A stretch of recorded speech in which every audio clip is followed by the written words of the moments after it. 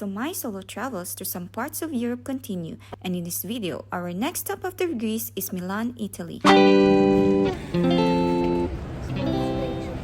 It's nearly 3 a.m. I'll be taking you along to a country renowned for its delectable pizza and pasta and steeped in Roman history. Get ready.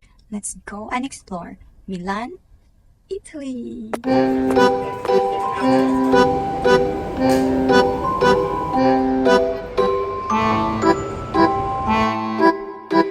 I arrived at Malpensa Airport. From arrivals, I looked for the bus sign and found it right away. I went straight outside to check the bus area and to feel the fresh air of this new country I've just arrived in. I'll be taking the bus to the city at 5 a.m. and I have 4.5 hours waiting time at Malpensa Airport. Guys, it's 5 a.m. and I am now waiting for the TerraVision bus that will bring me to Milano Central, and I can't stand the cold.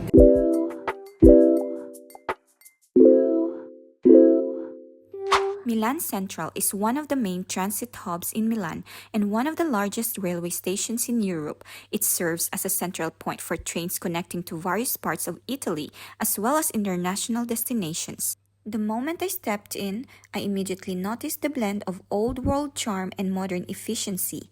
It's easy to navigate with clear signs guiding you to platforms, shops, and services. So guys, I just woke up. I am grateful that I was able to gain 6 hours of sleep because I was so exhausted from last night's trip. I was in Malpensa Airport from 1 o'clock in the morning up to 5:30. And I had to stay there for a long time because the bus that I am supposed to take going to Milan Central Station was late. I booked my bus ticket through TerraVision, but unfortunately their first bus didn't arrive, and we were told by a different bus company that TerraVision's second bus will arrive at 5:40 in the morning. But then I didn't have much time and energy to keep on waiting for that second bus. So the British guy I bumped into told me that we could take that different bus and just ask for reimbursement from TerraVision bus company. And I arrived here at the hostel, which is very near the central station. It's just 3 to 5 minutes walk. Now I'm actually very hungry. I didn't eat anything yet except for that protein bar I had at the airport. I was just talking to some of the staffs a while ago because they came in to clean this room. Some new girls are coming in later. It was nice meeting these staffs. We were trying to talk, communicate with each other, but there is a language barrier. So what we did, we're just using the Google Translate, and somehow they were able to understand me and answer some of my questions. And yeah, when I entered the room, it was very quiet because the ladies are still sleeping. There were like 3 girls in this room in the morning. I was very mindful of the noise that I am making, so I was like very slow and quiet because I didn't want to disturb their sleep. I woke up around 8 or 9 o'clock, and then I slept again and woke up around 11 o'clock because 2 girls came in. They were so kind and I was so lucky because they gave me their extra public transport ticket for free. Since it's their last day today, they won't be able to use it anymore, so they shared it to me. And so yeah guys, it's my first time to actually stay in a hostel. Everything is smooth and so far so good. I think I would recommend this place. It's just very near Milano Central Station. I booked a room with 5 beds, all for females only, and this is what it looks like. This room isn't very big. You can see the 3 bunk beds, stairs, and a toilet. Passport stamp design on the wall, and that's the entrance. And I'm sleeping on the lower bunk bed. By the way guys, let me tell you how scared I was last night. When I was on the plane, I took out my backpack. I was so shocked. When I checked my passport, it was all wet. I realized that the water bottle I put inside my bag accidentally spilled. I was so scared and I was so disappointed of myself. I was so exhausted. So I put my water bottle inside my bag. The stress that I have to go through to immediately dry my passport so I can still save it. It was just crazy, guys. So this is a lesson for me and a lesson that I want to share with all of you. Always be careful and always take care of our passport. Never ever put it closer to any liquid. The good thing is that the water didn't damage my passport's bio page or Schengen visa page, so I am still able to use this passport for travel. Now it's time for me to take a walk around. As you can see, the hallways here are a bit on the narrow side, which is pretty common for hostels. The interior design at Ostello Bello is really traveler-friendly with a quirky mix of modern and vintage styles. This is where I'm staying. To get to the Duomo from Milan Central Station, I looked for the yellow line M3 and rode towards San Donato. After 4 stops, I arrived at the Duomo station, which only takes about 5 minutes. I finally reached the Duomo, guys!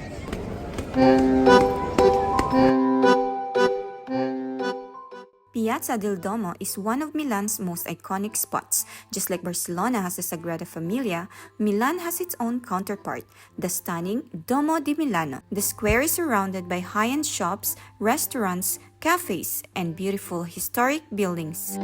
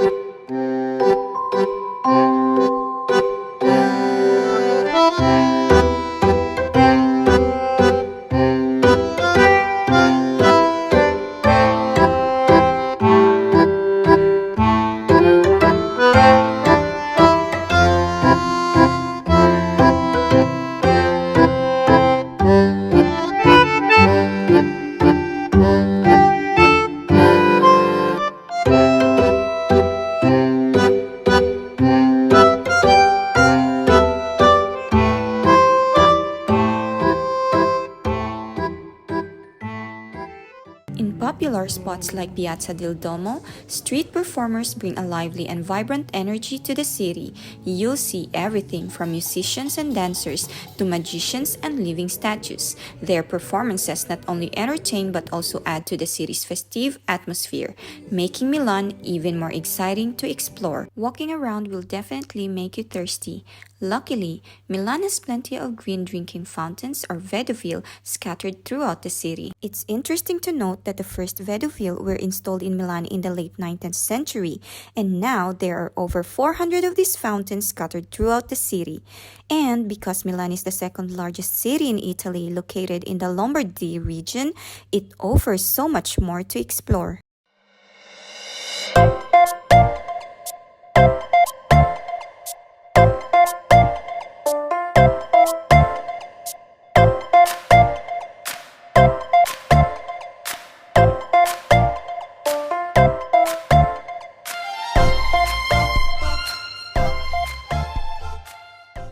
I'm glad that as a solo female traveler, I didn't have any trouble finding a place to eat in a touristic area in Milan. After a quick Google search, I headed to Rinascente, a stylish shopping store where I discovered Obica, a restaurant offering a variety of dining options and a fantastic view of the Duomo from its rooftop terrace.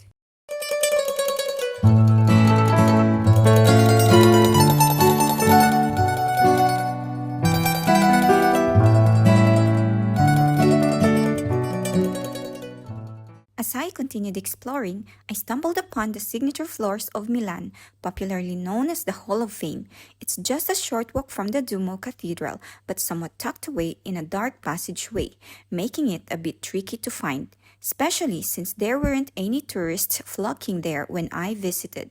This place is where you can find the handprints and signatures of famous people who left their marks during the star-studded Italian television awards ceremony. However, it appears to be abandoned and not maintained at all. While traditional Italian cafes are still preferred by many locals, the Starbucks Reserve Roastery has become a popular spot, especially among younger generations and tourists. Now guys, let's visit the Starbucks Reserve Roastery. Although I'm not a coffee lover, visiting this place was one of the highlights of my trip because of the curiosity it sparked in me. The building has a very classic look, and when you step inside, you'll be amazed by its luxurious setting and unique design.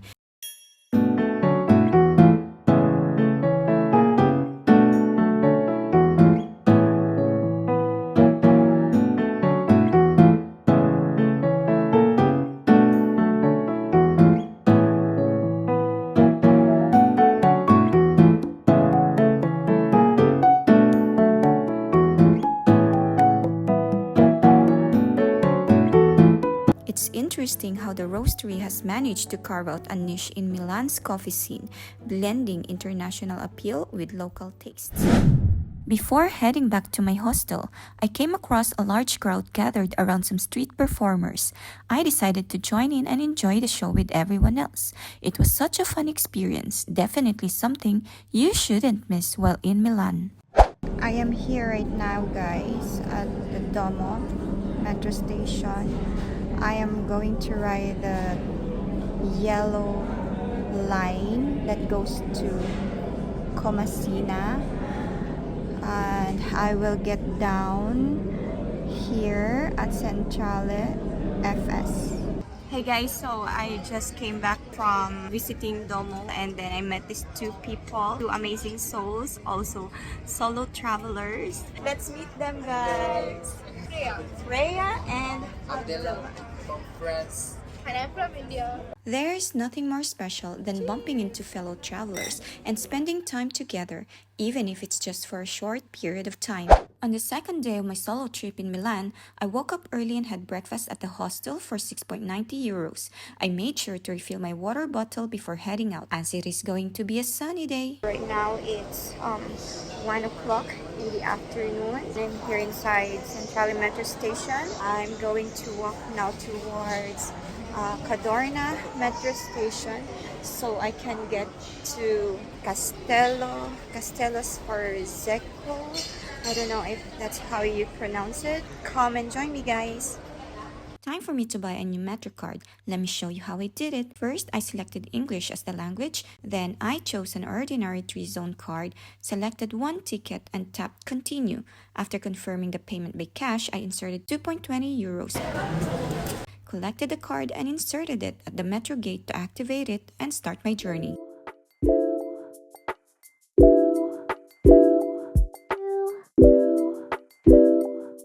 The train is going to arrive in 1.5 minutes. I am now around Piazza Castello.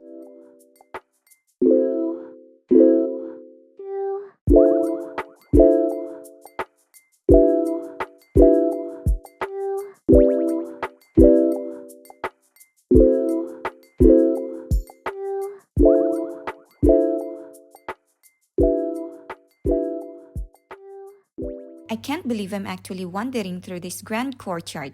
I was so impressed with its imposing structure.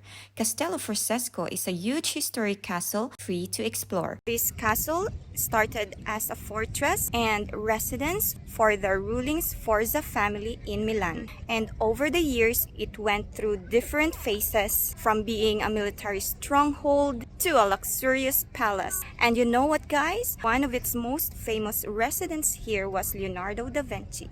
Today, guys, it serves as a museum and cultural center. I'm imagining myself walking into this courtyard in the medieval times.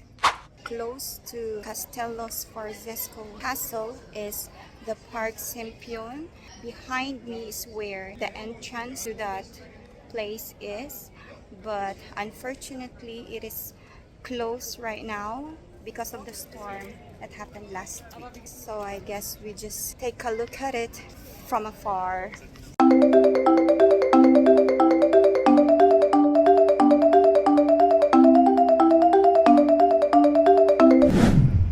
Guys, I am now walking towards Pinacoteca di Brera. It was a pleasant 15 to 20 minute walk from Castello Francesco to the Pinacoteca di Brera. This place is famous for its impressive collection of Renaissance art and its beautiful gallery setting.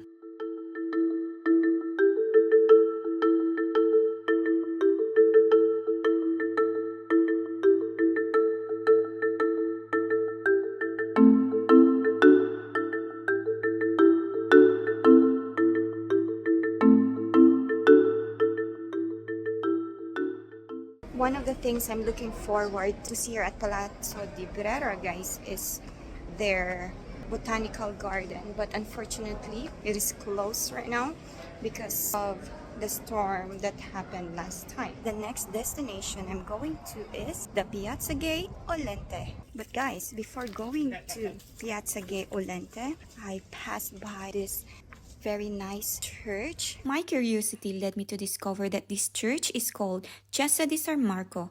It's one of Milan's many historic churches that have witnessed centuries of change and development in the city. The paintings and frescoes inside are truly beautiful. What's even more fascinating is that the young Mozart once stayed in its monastery for 3 months in 1770.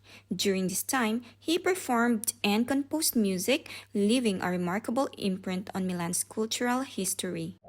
Continue joining me as I walk. The traffic light was green, guys, but the cars didn't stop. Uh-oh, wait guys, am I back in Dubai? Why do I see Burj Khalifa here in Milan? From afar, that tall building really does look similar to the Burj Khalifa in Dubai. My curiosity strikes again as I stumble upon a group of Filipino teenagers having a great time.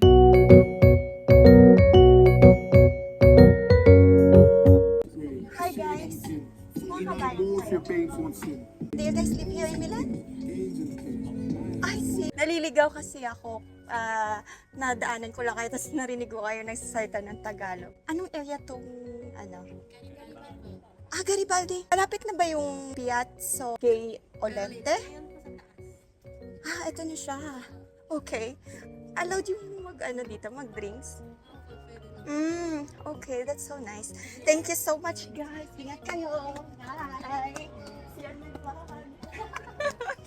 I reached Piazza Gay Olente, the modern side of Milan, which has a different feel than the places I had visited earlier today.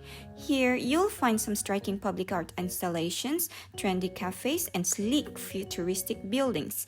I was surprised to see the Burj Khalifa lookalike building I had noticed earlier. It turns out that the building's name is the Unicredit Tower.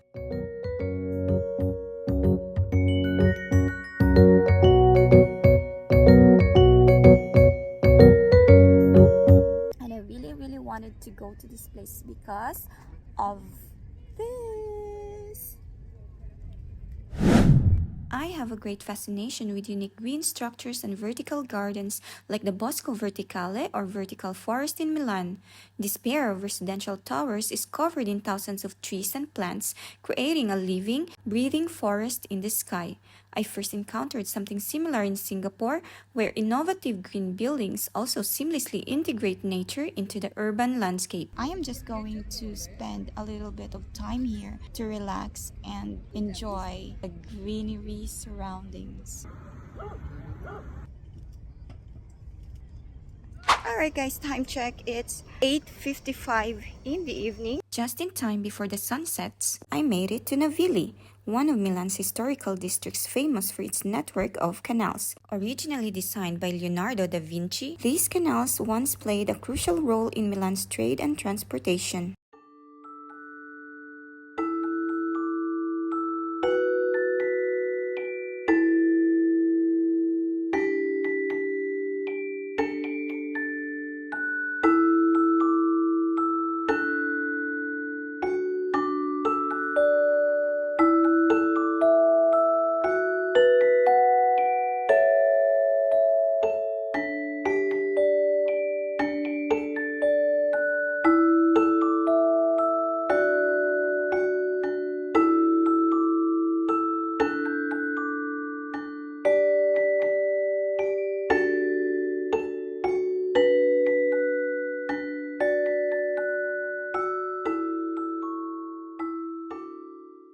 that's it guys for today's vlog. If you haven't subscribed yet to my channel, click that subscribe button and like this video for more good vibes and happy feet adventures. See you!